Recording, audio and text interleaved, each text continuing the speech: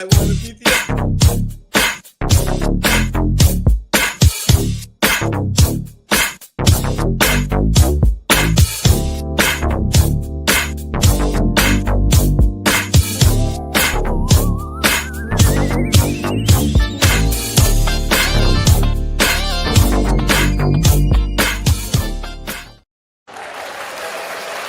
welcome to Let's Talk Nation. I'm your man, Rod Love, and sitting right next to me is none other than the General, Attorney Greg Jackson. Once again, the song, Brother Love. Hey, you know how we get this thing started every week, man? How's this week for you this past weekend? Hey, man, this week, I'll tell you the truth, man.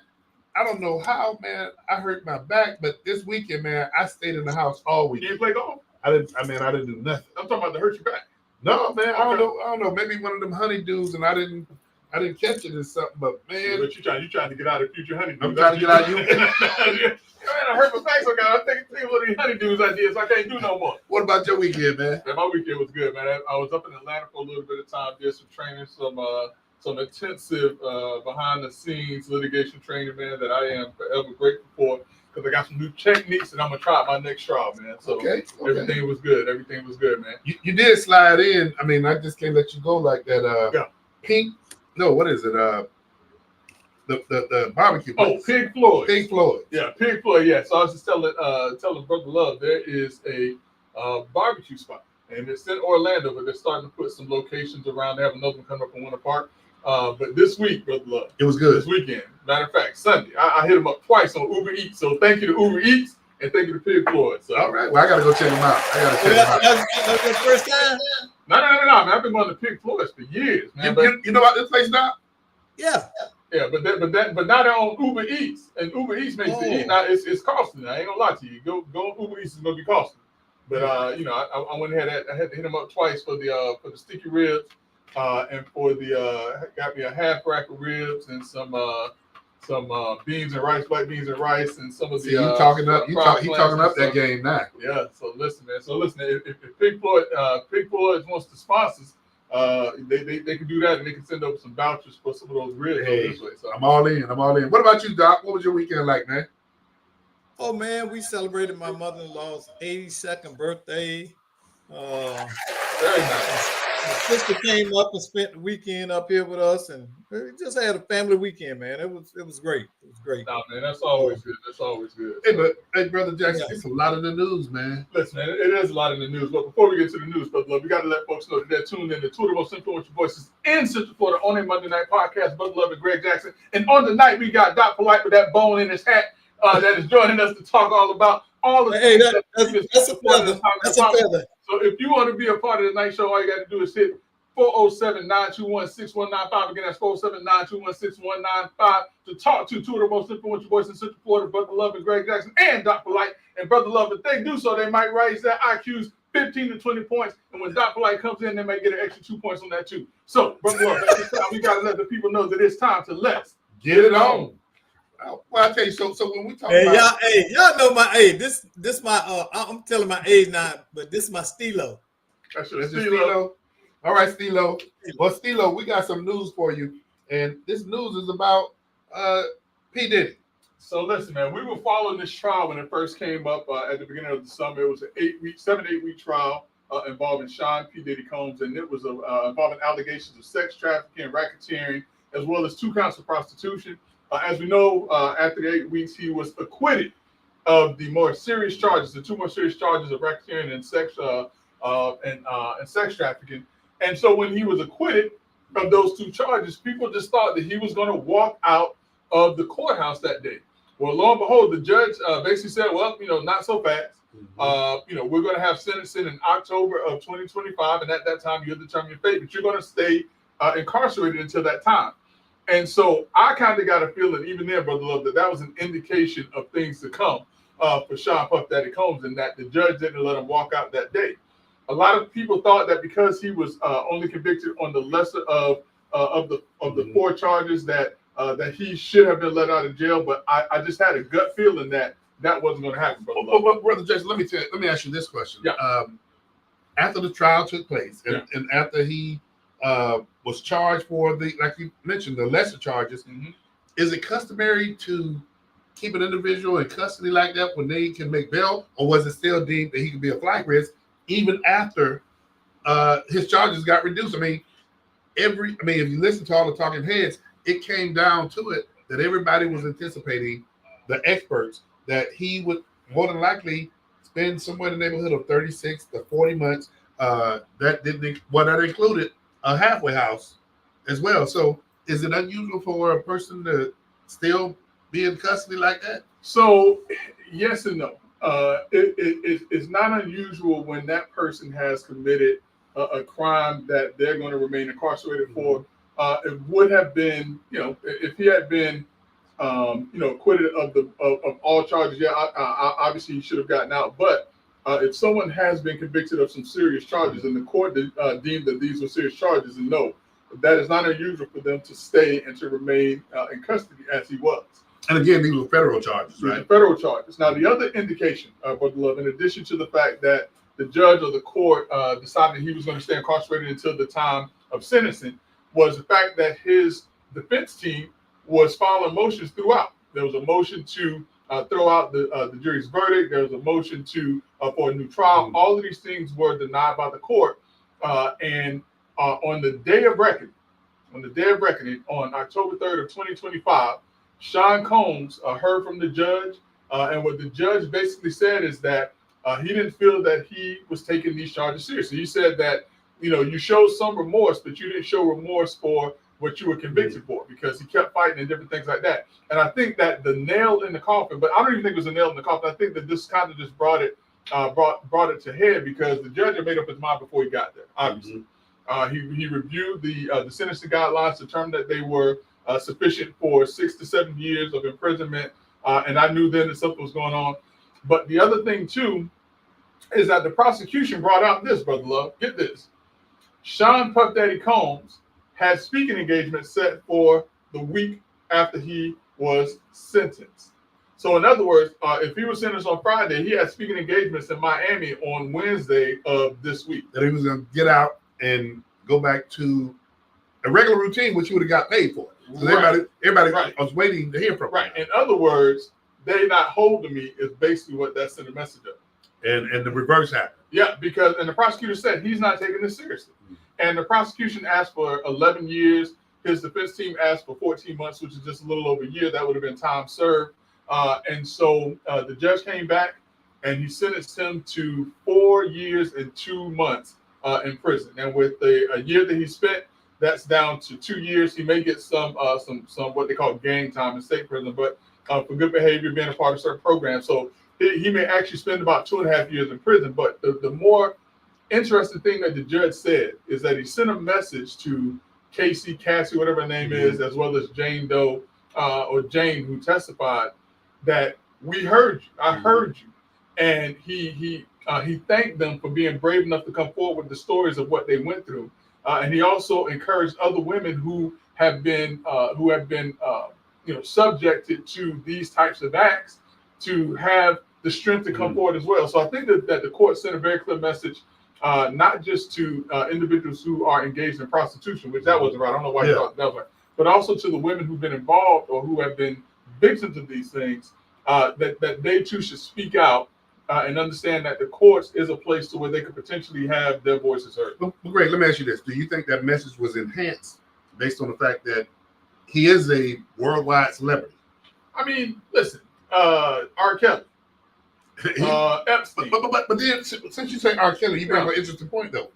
When you look at P. Diddy, I think, Greg, one of the other things is, man, he had the resources. I don't know that R. Kelly totally. R. Kelly had the resources. He may not have had a $500 million like Puff did, but R. Kelly, he had. Listen.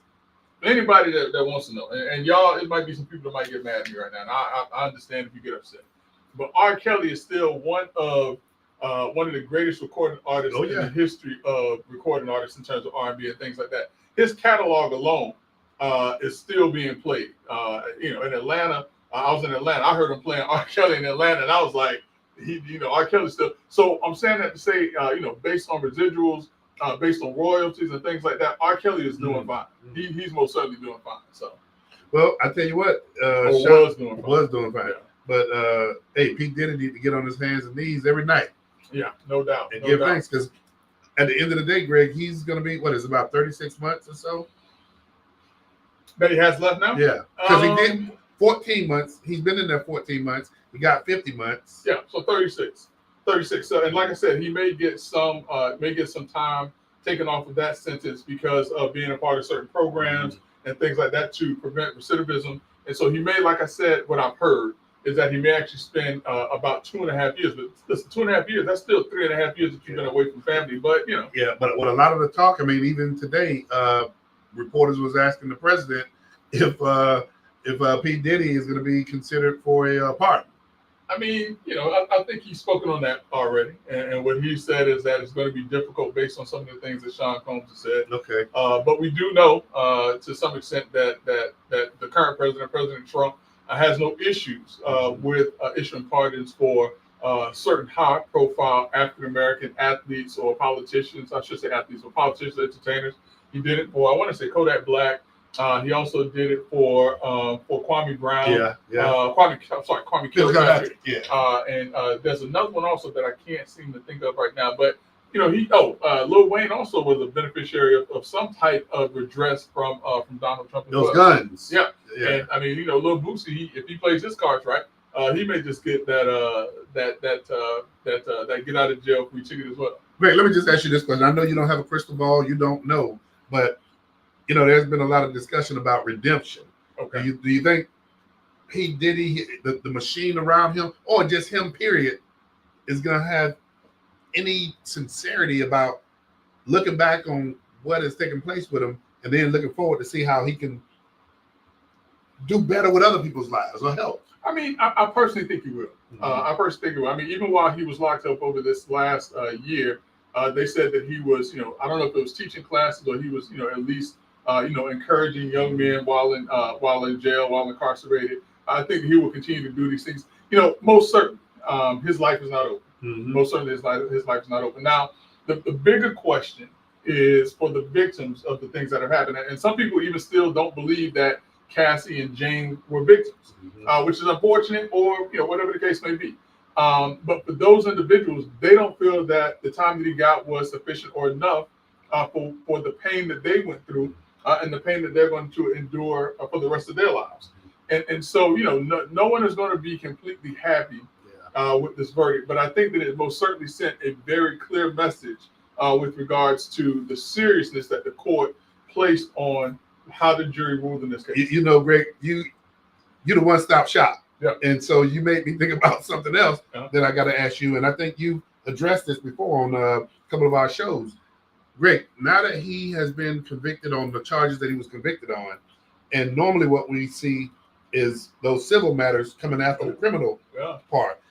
Are these the criminal charges that he got indicted on? Are those enough to give strength to those? I mean, and I know you don't have that crystal ball, but what do you think is going to take place? Listen, I don't need a crystal ball to tell you what I think on this one because we've already seen it happen. Look at O.J. Simpson. Yeah. O.J. Simpson went through a criminal trial, and although he was exonerated, although he was found not guilty or acquitted, they used what came out in that criminal trial against him so that the Goldberg and the Brown family were able to get a $33 million judgment against O.J. Simpson, most certainly with a conviction on Sean Combs and this history and this and this pattern of doing certain things and people coming out. They're most certainly going to use that as a way to. I think that there are going to be more lawsuits settled. I don't think you're going to see any of those cases come to the light, which I think is probably the wise thing for him. Yeah. If at any time Sean Combs needed Shannon Sharp's attorney, now would be the time. That'd be, listen, settle it. We don't need none of that hitting the light of day.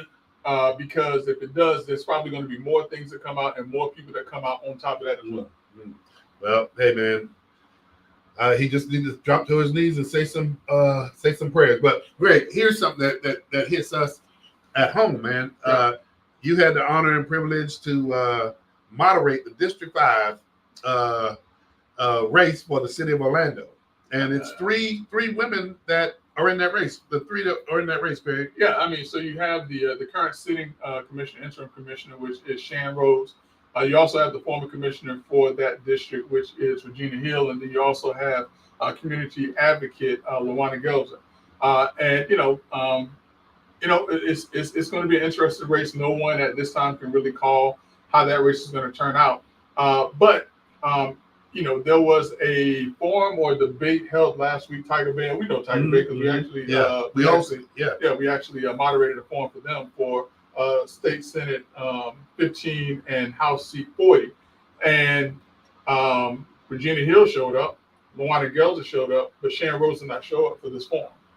And so, a lot of people are starting to talk about what's taking place in this area.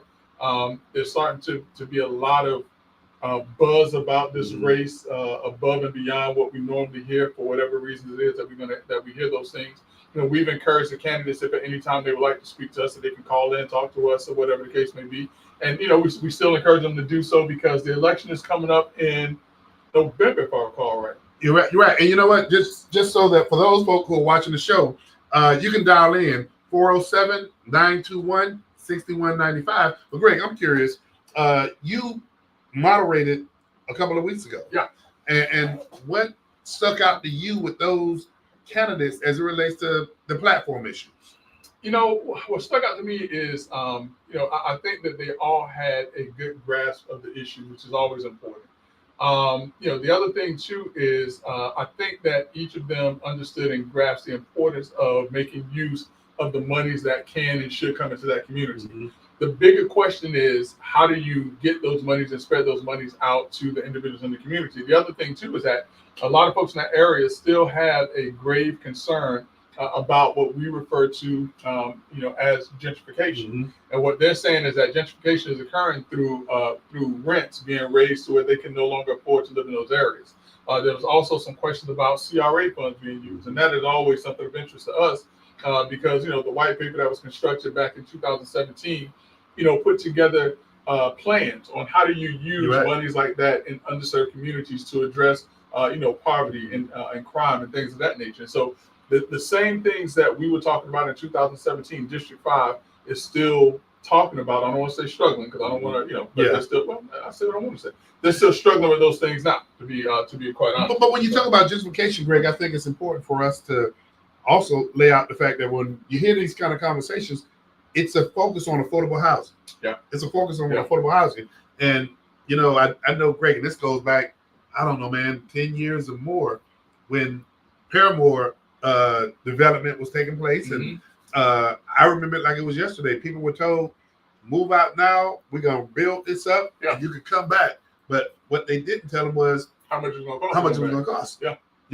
And so I'm wondering if anybody's asking those questions now. And then just from the standpoint of being reasonable, you can't expect to move out and then you see the development, the level of development. Because I know it was a young lady, it was on one of the news channels. She went to one of the council meetings and she said, hey, I moved out with the promise that I can move back in, and it's not affordable. And somebody asked her how much was she paying for rent where she was living. And she said something that I can't know exactly, but it was anywhere from $500-$600 that she was paying. But Greg, you're not going to get any place for $500 or $600. Hey, listen, man, you can't even rent a room for $400 or $500 nowadays. You're right. And I mean, even if you have a roommate in a 2-bedroom apartment, you're still paying anywhere from $1,000 to $1,200, is my understanding. Mm-hmm. So I mean, that area historically has been undervalued, and I think most certainly underappreciated. And now folks are starting to come into that area. And they're putting in the dollars in the development, but to the detriment of the people who grew up in that area, who have roots in that area. But we're talking about IQs going up a little bit more tonight. Yeah. And with that, come on, let's go ahead and go to school a little bit on this, because there's a difference between affordable housing and workforce housing. Yeah. If you would, Greg, help us out, man. I mean, part of what affordable housing is, it means that you set certain levels. You have to have certain income levels in that area. Workforce housing is more so geared towards individuals who are in an area who not necessarily can't afford, but can't find housing in that area. And it also encourages public-private partnerships. That's right. And I was going to say, for instance, Florida Hospital, Florida Hospital is no more. Advent Health is looking for nurses and doctors, and it's difficult for them to find nurses and doctors because of the housing situation and being able to find housing in and around where they are, because people want to work close to where they live, or be able to work close to where they live, or where their kids go to school. And so what workforce housing does is it allows for you to bring in professionals into those areas with housing and to meet their housing needs through partnerships. I think Disney did the same thing as well out in the Lake Buena Vista area. And like I said, I know that that Advent Health is looking to do those things. And there's another company too to have workforce housing to bring individuals into those areas. And I will tell you, man, and this is a plug for the Wendover Group. Jonathan Wolfman, the principal of the Wendover Development Company. Man, this guy is great. I got to tell you, man, when you look at the developments, he has senior apartments, he has affordable housing all around the country, but let's just talk about Central Florida. Yeah. Great. This is a guy who is meticulous, that he just don't build them and let them go. Great. This guy builds them, and he goes and does an inspection on his own properties, man, to make sure that there's a level of engagement with the property managers in the community, but also making sure that people are living in places where it gives them pride, man. So I got to give a plug for the Wendover Group, man. I mean, listen, man, anytime someone does things the right way, we have to promote that, because there are a lot of folks out there who aren't doing it the right way. And so, big ups to the Wendover Group for, for having that level of, of attention and pride in what they do. And he knows how to create those public-private partnerships, which is important. Yes, it's important. So, but listen, brother, speaking of public-private partnerships, it appears that the school board in Des Moines, Iowa, as well as the school district in Pennsylvania, entered into a public-private partnership with a search firm, and this search firm actually identified a candidate who became the superintendent for the school boards in those areas, and it didn't bring anything but trouble, Brother Love. But Greg, you and I was having this conversation off air, trying to figure out, man, how did he slip through the cracks not once but twice? So for those who may not have heard the story, and if you haven't heard the story, if you want to go to my TikTok page, that's gregory.jackson.esq, you will see the not the full video, it's only a minute and some change long, but you'll see the video of Ian Roberts. Now, who is Ian Roberts? Ian Roberts is a former Olympian. He ran for Guyana back in 1980, somewhere in the 1980 frame for the Olympics, maybe 1996. I may have gotten that wrong. And he had worked himself up to be superintendent of schools in two school districts. The problem was, not the problem. When he applied for these jobs, and on his LinkedIn page, what he basically said is that he had graduated from Morgan State University, that he had a master's degree from MIT. He also had a doctorate degree, or was working on a doctorate dissertation from some other area. He also had received an award as Principal of the Year from George Washington University, and other accolades that allowed the school board in those areas to hire what they thought was a highly qualified individual to lead their school district. Then go ahead and go and break to see what happened there. I mean, and Greg, this would have never come to light had, I can't say never, but when never would have come to light. They had no reason to look at this. Yeah. But what happened was, back in early September of 2025, Ian Roberts, who is not a citizen of the United States, was actually subject to an ICE investigation, was arrested by ICE. At that time, it was determined, and ICE found out, and all these things started to come forward, that number one, Ian Roberts had an extensive criminal record. Not only did he have charges for guns, but also for narcotics. In addition, it came out that Ian Roberts did not graduate from Morgan State University. He attended Morgan State University, but he did not graduate from Morgan State University. It also came out that if he didn't graduate from there, MIT basically said, we have no record of an Ian Roberts in our school. And George Washington University said, we never gave him any Principal of the Year award. Greg, what do you think brought this to light with ICE? Something must have triggered with his immigration status, and it was probably due to the investigation or the charges that he had for firearms and narcotics. Okay. And what ICE is trying to do is they're trying to get bad actors out of the United States. Now, some people disagree with how they're doing it, going house to house or whatever the case. And I'm not saying this, I'm just saying it. But some people may disagree with it. But what they are tasked with doing is, if someone is in this country and they are criminals or criminal minded, then they need to be removed. And that apparently Ian Roberts apparently, tricked the wire for ICE, and that's why he was arrested. And when he was arrested, get this, the city of Des Moines rushed to his defense.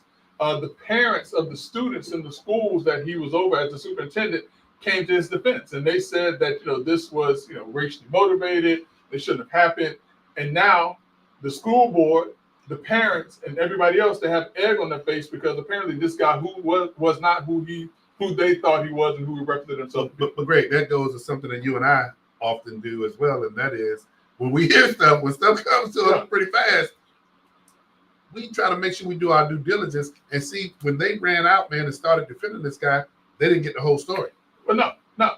And here's the thing also for people who say, well, he actually, his attorney has actually issued his letter of resignation because, obviously, he's been caught. The gig is up. Let's say it that way. The gig is up for him. He is currently incarcerated. He is going to be on charges of fraud as well as the immigration violation, because anytime you put false information into a government application, because remember, working with the school board is a governmental entity. He placed false information into a governmental process to get these jobs for the school board. So now they're going at them for fraud and all. I wonder what happens, Greg, because he was in a system where you get a pension. Yeah, he was in a system. That's forfeited. But I had to lay that out. But then the story doesn't end there. No. Greg, continue with the story as it relates to the search firms that got paid doing the headhunter search. So here's the real crazy part. We can't sit here and say that the school board, the school board members or the superintendent of these, but the school board members that they are wholly at fault for Ian Roberts being at the station.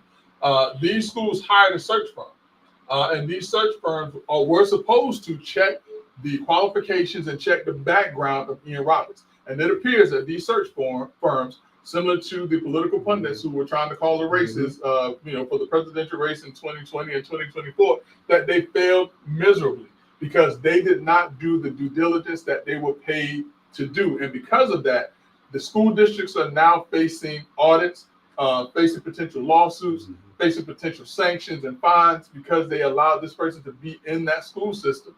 And now these search firms are going to be subject, hopefully, to litigation for failing to properly vet this individual who clearly had a criminal record and clearly was not qualified to be in that position. You make me think about this, Greg. This other part about this is the school district or the school board. Everybody was known that he wasn't an American. What you talking about, brother? But the question I'm coming to is the question that has been in place for some years now, whereby, what is that, I-9, Greg, or when you're employing I-9. Right, yeah, you're talking about the for the visa. Yeah, for visa stuff. Verification. What is it, Doc? It's the I-9, right? Yeah, I-9 form. Immigration verification. You wonder if you verify that you did things. But you know what? I just thought about, guys. Think of all the other people that's going to now get caught because of this audit. I don't know if anyone else would. I hope no one else used this. Did you follow the scandal about the nursing school here in Florida? Now that was they were selling LPN license degrees, and these people didn't even go, and it was like hundreds of nurses nationwide that did this. Hey, Doc, we're gonna take a quick phone call. Caller, how are you doing this evening? I'm fine, Mr. Jackson. How are you doing? Well, that's Brother Love. It's Brother Love, but Brother Jackson is sitting right next to me. How you doing, Ms. Gelson? Okay. I'm fine. Am I on the air yet? Yes, you I are. hope not. Because I couldn't hear the show. So go ahead. I'm here. Talk to me. No. We got you on. So who do we have the pleasure of speaking to? Introduce yourself to the folks. Well, my name is LaWanna Gelser, and I always introduce myself as one of the most civically engaging citizens you'll ever meet in the world. And I'm the only LaWanna Gelser in the world. And I'm the candidate for Orlando City Commissioner, District 5. Well, Ms. Gelser, we appreciate you for calling. We have put the invitation out to candidates in that race time and time again, and you are the first one to give us a call. So we appreciate you for giving us the courtesy and the consideration to talk to us tonight. No, it's my pleasure. And since I'm the first, and since I'm on the first on the ballot, that should let all your listeners know Gelser's not afraid of calling in and talking to people and bringing the truth. That's what it's all about. We can't hide our hands. Don't rush and hide our hands. We got to be out there and let the community hear what's going on and inform them that the best decision they can make, this is me, is LaWanna Gelser. It's that simple. Ms. Gelser, here's what I'd like for you to do for us this evening. Since the world is opened up to you and all those District 5 listeners, tell people what your platform is. Oh, my platform is quite a bit of things, but a lot of people know me for my environmental work. And so I always tell people that one thing I'm proud of the accomplishment is my ability to work with people on a state, local, and federal level. And that in the last 2.5 years, successfully, I've been able to bring over $5 million to the city of Orlando and surrounding communities, especially to serve our Black and brown communities. So I know how to find the money. So we're going to talk about a platform. I'm all about transportation, but of course, infrastructure. And I'm talking about District 5, and that we're always at the bottom of the list as far as receiving stuff. I definitely want to address the housing crisis because I live in Paramore now. I grew up here, and I'm gonna just be honest with you. We got 5 homeless shelters, and even today, the city of Orlando voted to give another $150,000 to the Coalition of the Homeless and another $150,000 to the Christian Service Center. I don't mind giving funding, but when you look at everybody's performance, they're getting a D in the work that they're doing in our community. So you can't keep giving money to organizations that are failing the community and the people that they're supposed to serve. I'm always about enhancing youth, veterans, and senior programs. That's the foundation, our young people and our seniors and our veterans. My dad was a veteran of the Korean War. And my seniors, that's what I said, $3.5 million to put refrigerators, stoves, all kinds of appliances in the seniors to keep them independent. That's what we were able to do last year. I've always worked with my young people. I've had young people go off to college. We were state national champions, the cheerleader program that I work with, and the football players that I work with. So keep going. You want me to keep going? No, you're good. So, but listen, we have a couple questions for you. I had the honor and privilege of moderating a forum, a fireside chat with yourself and the other 2 candidates.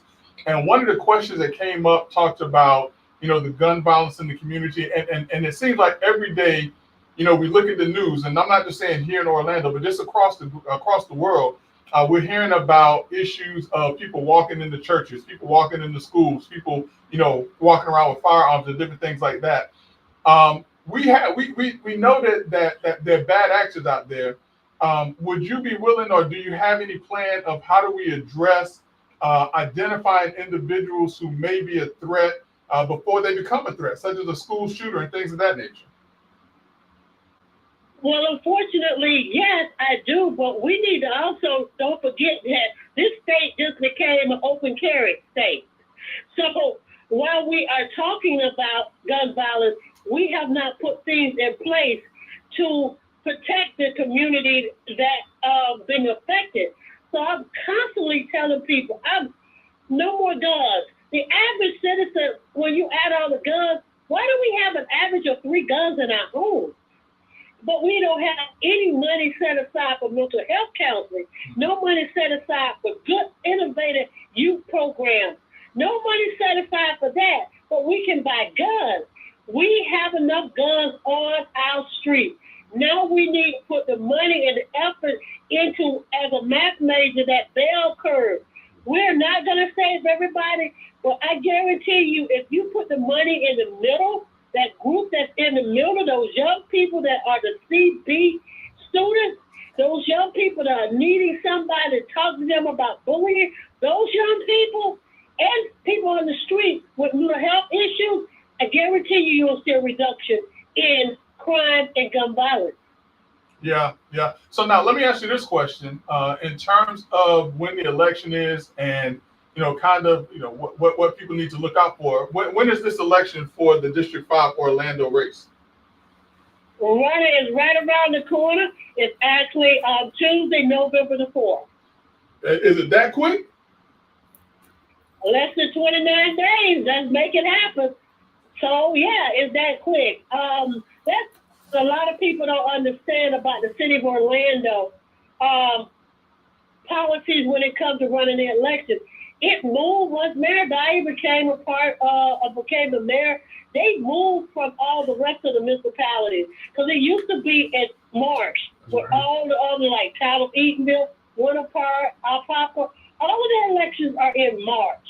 The city stands alone, and the city of Orlando is the only city in the Florida that conducts its own election. Not the supervisor election, the city clerk, which is appointed by the mayor. Ms. Gelser, this is Rod. Let me ask you this question. And here's something that I really want to listen to your answer.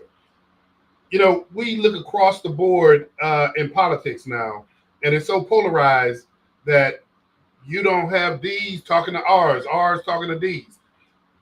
Do you believe that if you're elected, that you can actually work across the aisle to bring everything that you're talking about, affordable housing, look at mental health, and also public safety? What position would you take? Actually, a person who might be registered as a Democrat, I've been working across the aisle all my life. I don't know how else to do anything. So I don't let nobody tell me who I can work with. I work with individuals who share the same interests and look at results. And that has nothing to do always with your party affiliation. It has to do how you were raised, what you believe in. So absolutely, I can work across the aisle because I've been doing it. I wouldn't be able to get federal funding in this climate if I wasn't able to work across the aisle.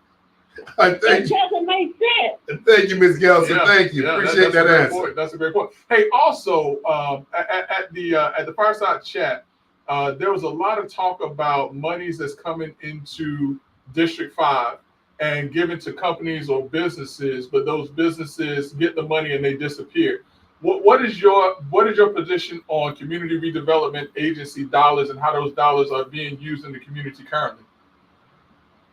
That's about accountability, and that's why I said, as the next commissioner, that one could not continue under my watch. With CRA dollars, with 80% of the district of District 5, 80% of that is in the CRA zone. Meaning the money that they're talking about, $33 million, and all we see is on the east side of I-4. That has to stop. That's why we have to have accountability. You bringing the money in and you talk, but you don't see the results. And that's why I said the opportunity with all the venues that we've been able to see built, the millions of dollars, all I saw was a couple of people being able to park cars. So it's not no economic development that's been coming to District 5. It's been sucked dry. And because it's been sucked dry, it looks like a third world country when you drive through it. But if you drive where the venues are, everything is nice. When you drive by the UCF campus, it's nice, but no one talks about we lost $93 million from the first arena, and then you gave $13 million worth of property to the downtown campus for UCF and Valencia. They don't pay property taxes. So yes, it's nice to have a downtown campus. However, the average citizens and students after COVID go to school online. We go to school online mostly. So I'm just looking at the money that has been wastefully spent with different organizations. I'm going to bring up the homeless. We just spent in February when we fought against giving the Christian Service Center $3 million to have 2 buses to sleep people on for 2 years. 41 people for 2 years. So wait. Stop. Hold on, wait. $3 million for 2 buses to sleep 41 people where? We asked that question. We still, sometimes I go and look to see where the bus gonna be at. Because it shouldn't be this should not be moving. For who spends that kind of money? So who really benefited from that? Oh, wait a minute, they don't get to stay on the bus all day. They only at the evening time, and you never know who you might be sleeping by. So women and children and men, the 21, if each bus holds 21 people, so it has 21 beds, and you don't even have a kitchen, you have a bathroom to use, not really a shower. That's what the city just spent $3 million on. And my opponent that's currently in office led the charge, and she said because she was homeless at one time. This is humane. This is not how you treat people. This is a waste of tax dollars. Ms. Gelzer, you said a word that Greg and I are all too familiar with, and that word that you said is looking to get results. And the only way that you can determine if you're getting results, if you benchmark and measure where you're at first to determine where you want to go. And so you said something tonight that really resonates, and that is you're looking to get results. I'm looking to get results, but I also have brought results to our community. And I will never stop. I'm the only candidate that's been in the race. These two have sat in office and they want to go back. It's a job for them. It's a cause for me. It's a cause of serving. It's all about doing the right thing. So once again, don't keep putting the same people in office when you ain't got no results. Y'all got results without being in office. Imagine what she can do when she's in office. And she has relationships with all the commissioners. We are never going to always agree on anything and everything. However, I'm able to work with you. I'm able to negotiate. As a businesswoman of 45 years, I know how to strategically get stuff done, but also respect what you bring to the table. And I'm not just going to keep giving away money, hoping something might happen. This is not the outcome, and this is not what the district deserves. And so we've had both of those commissioners meet and take pictures. I don't do that. That's why I say you don't see everything I do on Facebook. But if you need to know, call me. If you need to know, find out what I bring. I'm not lying about the money. I'm not. But I can tell you this much. The other ones, we've seen them not even put protective measures in place to protect the district that they represented. That's a lack of leadership. That's a lack of not understanding what's going on. And we don't need that anymore. How much more do the district need to suffer for bad leadership? It has to stop. Well, Ms. Gelzer, we appreciate you dialing into the show. And boy, you gave us a lot to think about. And can I say this in code? Yes, ma'am. To each and every voter, do your own research on each candidate. Do your research on each candidate and find out the truth. My late mom and late dad always used to say this: what's done in the dark will come out in the light. However, mouth says a lot. People need to know what's going on in the upcoming elections and what each candidate is facing. And stop with don't believe the hype. People got court dates. People got a trial that's coming up. Ask the hard questions. Stop. Don't believe this stuff. Please, people, don't keep believing that everything is going to be okay if somebody gets back in. Do your research. And in your research, you will find both candidates. There's one that has a no rehire with the city. The one has a no rehire with the town of Eastville. The other one has 7 criminal state charges that they're facing. Wake up, people. We deserve better. LaWanna is not perfect, but LaWanna can pass all her federal background checks and have. I would be getting the funding if I could not pass the background checks. And now with the current administration, it's even harder to put money down. It is harder. Yeah. So being held accountable, I'm not afraid of. Give me a chance and I'll show you what I can do for the entire district. Well, listen, we appreciate you for calling in. Why don't you tell the folks once again where they can vote, when they can vote, and also where they can get some additional information about your campaign? I would say this: LaWanda Gelzer is the only one in the country, in the world. My phone number is 407-953-5599. Call me. My website is LaWandaGelzer.com. That's LaWanna. G like in giraffe, EL, Z like in zebra, ER. And the election is coming up on November 4th, and early voting is October the 27th through November the 2nd. It's clear we only have one choice. Since I'm the first on the ballot, I'm not afraid to call in. I'm not afraid to be held accountable. All I'm saying is, people, let's wake up and put Gelzer in office so she can do what we need to do together. Any thoughts on the use of certain ballots and things like that, and what you would encourage people to do in terms of the ballot safety? I know what harvesting ballots is all about. Currently, Regina used to use Sandra Lewis, and she goes out. She's a ballot broker. She gets paid thousands of dollars to deliver absentee ballots. Well, this last election in May, guess who hired Sandra Lewis? Janika Rose to pick up ballots. And on top of that, she hired Sandra Lewis to work for the city of Atlanta. And with the Electric Daisy money, she gave her defunct Ebony Beauty School $3,300, which is outside the service area for what the money was for, and she's beauty. This is what is going on with these two opponents or candidates. That's just a little bit. Do your research, people. Do your research. Mom says a lot. Well, Ms. Gelzer, we thank you for calling in, and you just go ahead and continue to keep up the work that you're doing. I appreciate it, my brother. And thank you for the opportunity, both of y'all. Greg and Ryan, it's a pleasure to be on your show. Thank you very much. Thank you, man. Thank you. Good luck to your election. Okay. All righty. Bye-bye. All right. So listen, we've had our first candidate for Orlando District 5 to give us a call. Doc, that's your former stomping ground, man. Yeah. And let's not be remiss to say that this forum is open for all of the candidates. Listen, we just gave the number and said, anybody wants to call.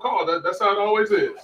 One of the things I can say about LaWanda Gelzer is that she has always been a champion of that community. Now, I don't care what her detractors say. She has always had that community at heart. And she said a lot of truths in what she was sharing. And that was my frustration when I was acting over there and trying to help. The help that they need, they don't choose that, it seems. And I don't understand that. And I think a lot of it is uneducated voters about how the system operates and what they are actually losing. So I commend her for even running again. She's better than me, because I wouldn't keep swinging for people that seem, but that's why she's LaWanda Gelzer. So but to your point, Doc, to your point, and Brother Love, and we talk about this all the time. We talk about those individuals who run for public office, they lose and we never see them again. Yeah. To your point, Doc, that's something that we can't say about LaWanda Gelzer. No, she helped those people. She helped those people over in Griffin Park with all of that environmental issue, where they were trying to cover it up. She did not back up from that or allow it to go unchecked and unchallenged. Okay, that's work. She's done the work. You know what, Greg? Okay? And she's done the work without the title. Yeah. So give her a chance. District 5, y'all give her a chance to get in there and do something different. Because the two you had in the last two cycles, that just, well, I'm not gonna disparage anybody, because I do want to say that, just think about what you want. Yeah. Because you can't wait for people to come and rescue you when they show you not interested in being rescued. I damn sure wouldn't do it. Yeah. Y'all know I'm just straight up. I don't go over there anymore. I don't say anything. I don't bother them. They don't bother me. Because when you show me who you are, I believe you. Yeah. And kudos again to Luana. I've known her a long time. I've seen her do the work. And in this race right now, if I was voting over there, that's the only person who would get my vote, period. Point blank, bottom line. That's saying a lot, Doc. That's saying a lot, man. Hey, as a matter of fact, we talk about this forum being open with Let's Talk Nation. We've already mentioned, it's open to the other candidates. But, interesting point. We have Orange County Mayor that's going to be running for office, and there's 3 individuals that's going to be running. And, I want to go ahead and extend that invitation to our clerk of the court, Tiffany Moore Russell, City Commissioner Myra Uribe, and also former Congresswoman Stephanie Murphy. Yeah. Now, you stated there with the 3. There's also a gentleman that's running as well. I don't know his name. I apologize to him, whoever he is. Chris, is it? Yeah, but to the gentleman also, and again, I apologize that I don't know your name. I could easily look on the website, and I'll do it next week so that I can at least say your name. When did he get in the race, Greg? Oh, he's been in it. Oh, okay. Yeah, he's like one of the first people to jump into it. As a matter of fact, he ran against Jerry Demings the last cycle, and so he's running right now too. Penna. I don't think that's it. Okay. I'll tell you. Yeah, keep talking. I'll tell you. Yeah. So this forum is always open, and we like to invite those candidates. And you heard Ms. Gelzer, give the whole spiel. I don't know how much time we gave up for that one, but man, it's all about being educated and being informed about the candidates you go and vote for. So, but listen, here's the thing, though, and people need to understand this. We gave Ms. Gelzer the time that she needed to talk about her candidacy and her campaign. Mm-hmm. And that's what we do with everybody. We give you that opportunity to introduce yourself to people, right? Instead of other people trying to define who you are. So yeah, she did and educating us to some things that we might not have known. And I'll give you a classic example. Commissioner Myra Uribe, when she came on and she talked about Visit Orlando, things that we had no clue about. Right, that's right. So for that Orange County mayor race, and I apologize, we have 2 gentlemen in there. You have Randy Faust, who recently got into the race back in July of 2025. You have Stephanie Murphy, who got into the race July of 2025. You have Myra Uribe, who got into the race May of 2025. You have Chris Messina, who entered the race in April of 2025, and that's what I want to say is the one that ran against Jerry Demings, Mayor Demings. And then you also have Tiffany Moore Russell, who was first out the gate. She announced back in March of 2025. Okay. Well, once again, we can't stress it enough. This is an open forum, and we invite those candidates to come let people know what you're all about. Everybody's welcome. Everybody's welcome under this. What the Republican Party? The big tent. Yeah, everybody's welcome under this tent. All right. Hey, Greg, I want to hit a couple of things, man, before we go off, man. Orange County Public Schools decision on hunger for property. So we talked about this last week. The Orange County School Board was going to vote on an MOU, or memorandum of understanding, between Orange County School Board and the the Dr. Phillips Foundation to purchase land that the school board owns in the town of Eatonville for $1 million, and there were some other things too. The town council in Eatonville came out because the mayor of Eatonville had indicated that she was in support of this plan. The town said the other town council members, in a vote of 4-1, said that they were not in favor of this, that they wanted the opportunity to purchase the property themselves in some form or fashion. And so the school board took that up for a vote last Tuesday. Now, the interesting thing is that in June of 2025, the school board kind of tipped its hand and said that they wanted to do a lease purchase between the town of Eatonville and itself, so that the town of Eatonville could get this property and do what it would like. But in the meeting on the 30th, on September 30th that just passed, the school board took a different direction. And what they indicated is that they were in favor of, and they voted unanimously with the board members that were there to move forward with the MOU, which is not binding. It's just a memorandum of understanding with the MOU. But there was something that was interesting that was said in that meeting, and it still has stuck with me. First, the school board attorney said that the town of Eatonville was not really putting forth a plan to purchase the property themselves, and he said in passing something about a lease purchase agreement. I have intimate knowledge that for over a year, the town of Eatonville, through the town attorney, was working on a lease purchase agreement with the school board. So I don't understand what the school board attorney was talking about, and I would have welcome opportunity to speak to him about that. The other thing too, that there was one of the school board members who basically accused Eatonville, and I'm just going to say this because I didn't like it. I'm not from Eatonville, but I didn't like what I heard from that school board member. But basically accused the town of Eatonville of always coming with this handout, as if they just wanted a handout. And I thought that that was somewhat disrespectful to the town of Eatonville. Regardless of what's going on between the mayor and the council, that mayor and the council, they are, they work together, they try to do things together. They just have a disagreement on this point. But to sit there and to intimate or to make a statement to the effect that the town of Eatonville just wants a handout, I think was disrespectful by that school board member. If I remember her name, I may call her name next week. And I may actually go to the video again just so I can see that. But I thought that was very disrespectful to the town of Eatonville by that school board member. I'll tell you who it wasn't.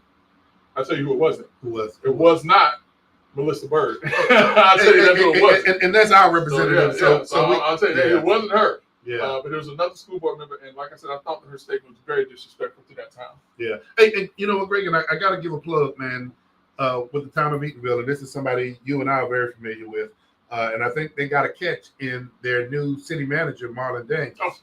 I think he's going to do great things for the town, and he just needs time. Listen, he don't even need a lot of time. Just give him a little time. Yeah, just to get his feet on the ground, because he's a sharp absolutely. Young man. But Greg, I know you talked about that, but how many years has this been coming? Because you and I, some years ago, was engaged in looking at the development of that property, and then Holstein, Manny, I can't remember what Manny's last name is, but that beautiful building that you see coming up out of the ground, this has been going on 12 or some odd years now, right? So I've been involved with the town of Eatonville for 11 years now. It was in place before that. But I know there's been a number of years. I think I've heard like back as far as 2000, in the year 2000, when the town sued so that they could actually, take off the education restriction on the property and some other stuff. So yeah, it's been in the making for a number of years, and we've watched firsthand and otherwise how this has come about. So, man, I just hope and pray, man, that this is a new beginning. That Dr. Phillips works well with the town of Eatonville, because Greg, all those permitting has to be approved by the town, right? Yes, it does. Hey, Doc, you heard that, right? So hopefully the spirit of cooperation is going to be up front, man, and we can see some great things. Listen, I'm going to say this: the Community Redevelopment Agency over in Eatonville right now is as strong as I've ever seen. Mike Johnson is the executive director now, and that agency right now is the strongest I've seen it. They're moving on real projects where dirt is being turned. They are aggressively trying to bring redevelopment to that community to improve and better that community. You know what I got to tell you about Mike? Mike has been there before. And here's one of the things that people sometimes don't realize, Greg, is when you get the opportunity to go back and do it again, you learn from your past. Yeah. And I think Mike Johnson, man, can help push that town forward. Yeah. Listen, I work closely with Mr. John. Matter of fact, I was on the phone with him today. Okay. and we probably talk at least 3, 4, if not 5 times a week. So I will tell you the things that are being put in place. I truly and believe that he has the heart of what's best for that community at the forefront of his mind. You got 3 things going on here, man. The leadership of that town council. You have the leadership of Marlon Daniels as the city manager, and I think Mike Johnson. I think you got all the pieces that you need. The only thing that needs to come to the table, Greg, is that spirit of cooperation and working together, and I think they have it. Well, you know what else they have too? What's that? They have a general counsel that is fearless over there. Oh, and that general counsel. A general counsel who is fearless, who listen, if you want to get it done, that general counsel over there will help you get it done. Hey, and if y'all don't know, we always be talking about that doggone general. The general sitting to my left. And Greg, how long have you been involved with the town of Eatonville now, man? 11 years? 11 years. 11 years. Yeah. Hey, so that's the other piece. Hey, and we can't leave out, come on, man, our buddy, the chief of police over there. Oh, yeah. Can't leave out Stanley Murray. So, Chief Murray, keep up the good job that you're doing. Town of Eatonville, we're looking forward to some great things from you. Listen, we're going to listen, but next week, we got to talk about this Black Book Bash in Publix, because that is ending up or turning out to be somewhat of a debacle. So we'll talk about that next week. But the Black Book Bash in public. We'll talk about that next week. I'll tell you what, y'all tune in next week because Attorney Jackson don't have to go home. But you got to get out of here. We'll see y'all next week on Let's Talk Nation.